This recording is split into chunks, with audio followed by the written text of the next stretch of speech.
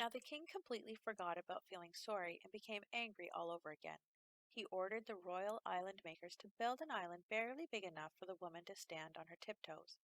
Once again the king asked her for a quilt, and once again she said no. Very well, the king replied. Tonight when you're too tired to stand and lie down to sleep, you'll drown. And the king left her alone on the tiny island. Shortly after he left, the quiltmaker saw a sparrow flying across the great lake. A cold, fierce wind was blowing, and it did not look like the poor bird would make it to shore. The quiltmaker called to him, and he stopped to rest on her shoulder.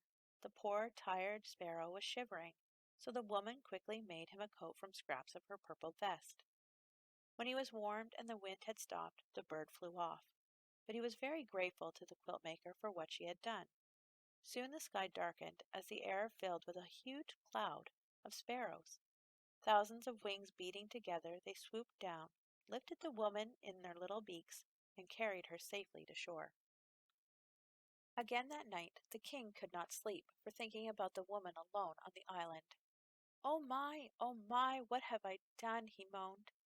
So he woke up his sleeping soldiers again, and they marched in their pajamas down to the lake to set the woman free. But when they arrived, she was sitting on a tree limb sewing tiny purple coats for all the sparrows. "I give up!" the king shouted. "What must I do for you to give me a quilt?" "As I said," the woman answered, "give away all of the things you own, and I'll sew a quilt for you. And with each gift that you give, I'll add another piece to your quilt." "I can't do that," cried the king. "I love all of my wonderful, beautiful things." "But if they don't make you happy," the woman replied, "what good are they?" "That's true," the king sighed. And he thought about what she had said for a long, long time. So long that weeks went by. "Oh, all right," he finally muttered. "If I must give away my treasures, then I must." The king went to his castle and searched from top to bottom for something he could bear to give away. Frowning, he finally came out with a single marble. But the boy who received it smiled so brightly in return, the king went back for more things.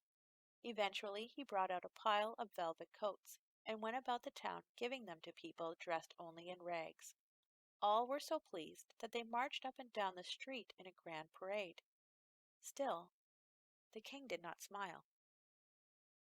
Next, the king fetched 100 waltzing blue Siamese cats, and the dozen fish that were clear as glass. Then the king ordered his merry-go-round with the real horses to be brought out. Children cried with delight and cartwheeled around him. And just the smallest of smiles began to show on the king's face. The king looked about him and saw the dancing and merry-making, and all the happiness his gifts had brought. A child took hold of his hand and pulled him into the dance. Now the king really smiled, and even laughed out loud. "How can this be?" he cried. "How can I feel so happy about giving my things away? Bring everything out. Bring it all out at once." Meanwhile, the quilt maker kept her word and started making a special quilt for the king. With each gift that he gave, she added another piece to his quilt. So the king kept on giving and giving. When at last there was no one left in town who had not received something, the king decided to go out into the world and find others who might be in need of his gifts. But before he left, the king promised the quilt maker he would send a sparrow back to her each and every time he gave something away. Morning, noon, and night the wagons rolled out of town, each piled high with the king's wonderful things. And for years and years messenger sparrows flew to the quilt maker's windowsill as the king slowly emptied his wagons, trading his treasures for smiles around the world.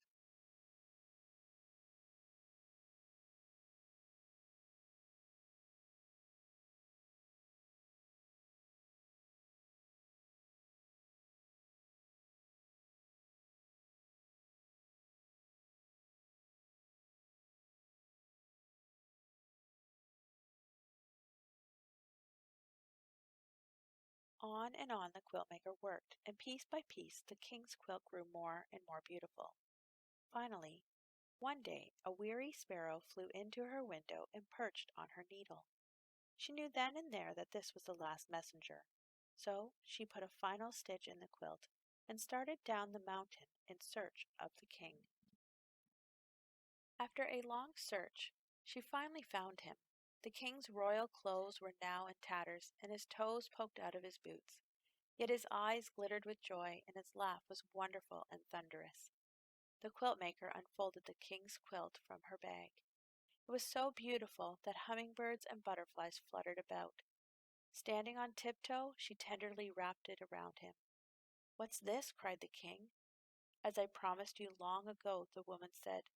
"When the day came that you yourself were poor, only then would I give you a quilt." The king's great sunny laugh made green apples fall and flowers turn his way. "But I am not poor," he said. "I may look poor, but in truth my heart is full to bursting, filled with memories of all the happiness I've given and received. I'm the richest man I know." "Nevertheless," the quiltmaker said, "I made this quilt just for you." "Thank you," replied the king. "I'll take it, but only if you accept a gift from me. There is one last treasure I have left to give away. All these years I've saved it just for you." And from his rickety, run-down wagon, the king brought out his throne.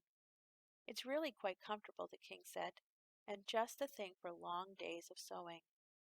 From that day on, the king often came to the quiltmaker's house in the clouds. By day, the quiltmaker sewed the beautiful quilts she would not sell, and at night the king took them down to the town. There he searched out the poor and downhearted, never happier than when he was giving something away.